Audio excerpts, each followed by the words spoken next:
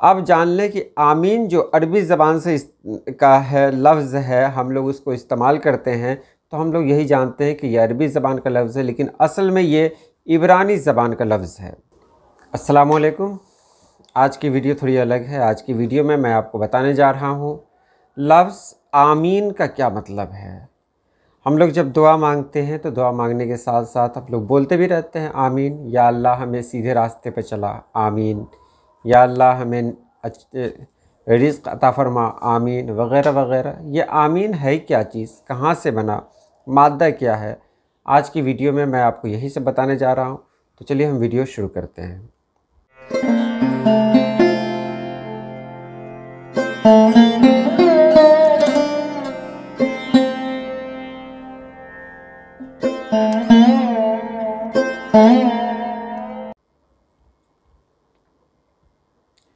लफ्ज़ आमीन, इसका मादा अमन है और ये अरबी ज़बान का है, ये सब लोग जानते हैं। लेकिन कहीं कहीं पर कहा गया है कि अरबी के अलावा ये इब्रानी और इब्रानी ज़बान में भी इसका इस्तेमाल होता है।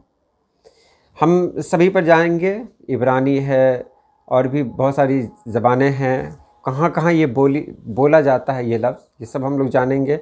अभी इसका मानी जान लेते हैं। तो इसका लुग़वी मानी है ऐ खुदा बचा और महफूज रख। ये हर्फ़ निदा है, एक कलमा है जो इजाबत दुआ के वास्ते इस्तेमाल किया जाता है, यानी दुआ की कबूलियत के लिए इस्तेमाल किया जाता है। इलाही दुआ कबूल कर, इसका मानी ये भी होता है, इलाही दुआ कबूल कर। मानी एक और है, ऐसा ही हो या ऐसा ही कर, या फिर खुदा यूं ही करे, खुदा कबूल करे, खुदा वो दिन करे, हमारी ये दुआ कबूल फरमा। ये सब मफ़हूम में आता है। आमीन के मफ़हूम में ये सब आता है। अब जान लें कि आमीन जो अरबी ज़बान से का है लफ्ज़ है, हम लोग उसको इस्तेमाल करते हैं तो हम लोग यही जानते हैं कि यह अरबी ज़बान का लफ्ज़ है, लेकिन असल में ये इब्रानी ज़बान का लफ्ज़ है। और यूनानी में भी इसका इस्तेमाल हुआ है, यूनानी में भी बोला जाता है। ये बहुत पुराना लफ्ज़ है, बहुत पुराना लफ्ज़ है। कब का है ये कहना बहुत मुश्किल है। आमीन के बारे में जो उलमाए तफसीर ने बयान किया है वो इस तरह है, मानी जो उसका है वो ऐसा है कि ऐ खुदा हमारी दुआ कबूल फरमा, ऐसा ही हो, दुरुस्त। ये सब है। ये कलमा है, ये इब्राहिमी अदियान यानी इब्राहीम अलैहिस्सलाम से जो कई दीन निकले, कई दीन चले। अब दीन तो एक ही है लेकिन उसकी शाखें अलग अलग थी, जैसे यहूदी, ईसाई और इस्लाम। इन तीनों मज़ाहिब में आमीन का इस्तेमाल होता है। लोग अपनी दुआ में आमीन पढ़ते हैं। अंग्रेज़ी में इसका तलफ़्फ़ुज़ है वो क्या है, आमिन, आमिन। और अरबी में तो हम लोग आमीन कहते ही हैं। ये कलमा मज़ाहिब सलासा यानी तीनों मज़हब हैं, उनके जो भी मखतूतात हैं, जो भी किताबें हैं, उनमें ये कलमा पाया जाता है।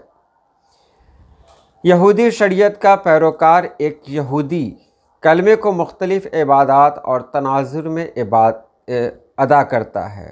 यहूदी शरीयत में इसका अलग कानून है।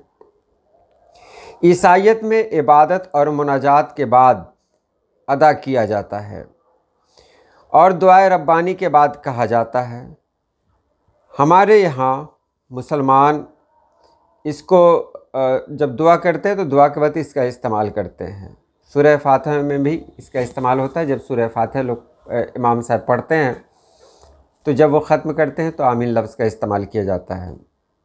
मुसलमान, यहूदी और ईसाई चाहे किसी भी ज़बान के हों, आज तक अपनी इबादात और नमाज़ों में और क़िरात सूरह फातिहा के बाद इसी का इस्तेमाल करते हैं। तो ये आमीन का मतलब हुआ, ये आमीन आज से नहीं है।